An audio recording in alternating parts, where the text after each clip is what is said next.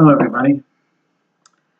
This week, I did something that I've needed to do for quite some time, and that was to get my laptop into the shop for maintenance. I did that, got a fresh new hard drive, and it's working a lot better now, and I feel good about that I handled it. I had to download a few things over again, and a bit of a frustration there, but I got through it. But it made me realize how dependency on technologies, and certainly technology that doesn't always behave accordingly, can trigger certain symptoms when you're struggling with mental health issues. And I know technology is just one area in the world in that regard. So when you realize what you become dependent on, how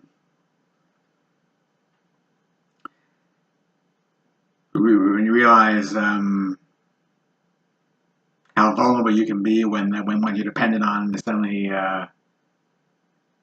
suddenly lets you down, whatever, or stops working for whatever reason. It can be a simple power outage, of course, like when you realize where your food's gonna spoil in the fridge and all that, and oh yeah, like these can be very easy triggers for people, and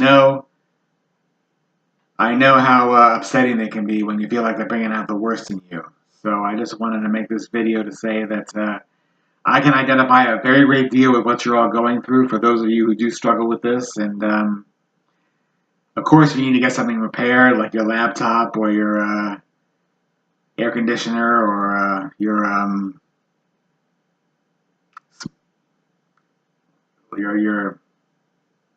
whatever. Like, yes, do that if it's important to you. Yes, and work out a way to cover the cost of it. Even if ask friends for help if you have to. Like, but just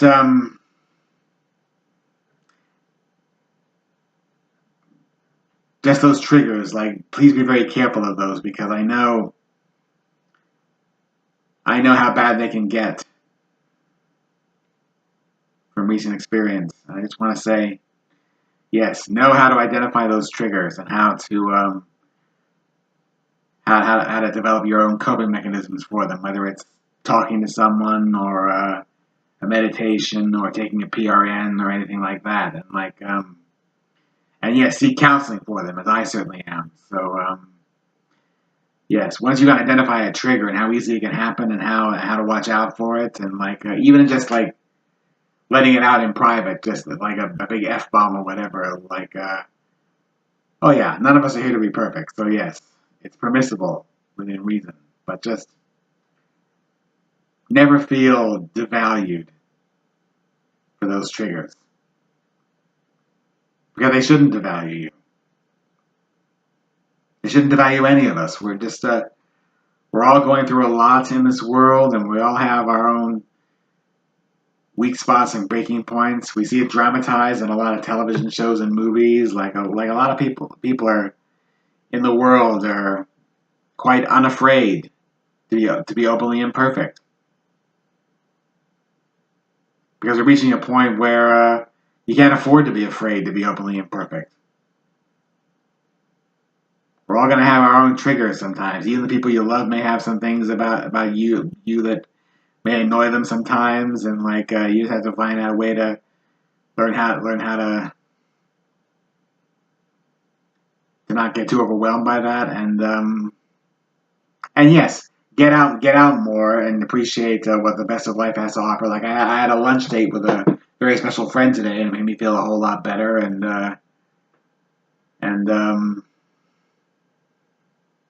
yeah,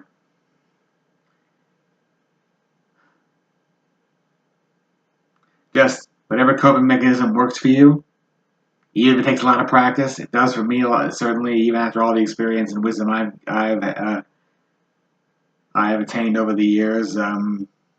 Yes, just never feel diminished for those triggers. We're all just human beings. We're spiritual beings having a human experience, whatever term works best for you. But just never feel diminished by those triggers.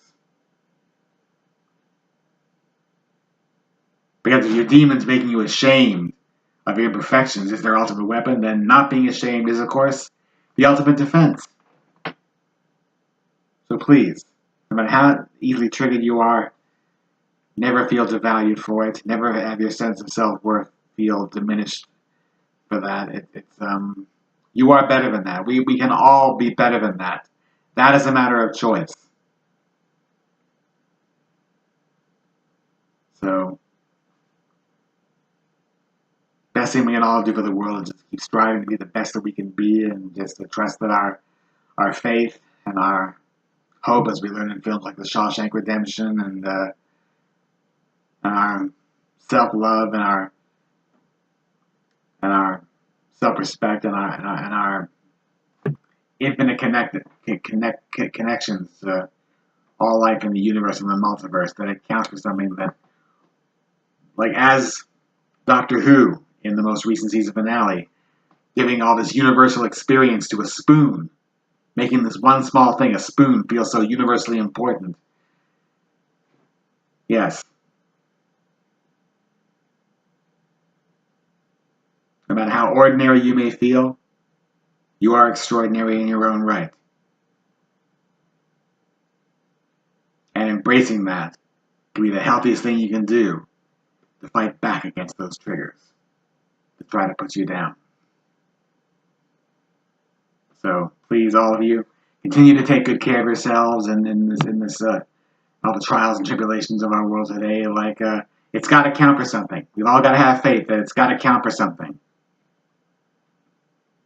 Thank you all so much for your support to my channel and for encouraging me to do the best I can in return. And I'm really grateful to you all. And yes,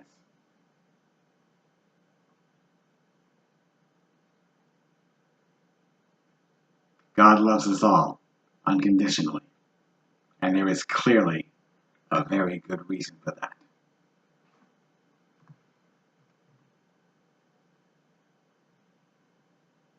Let's all take good care.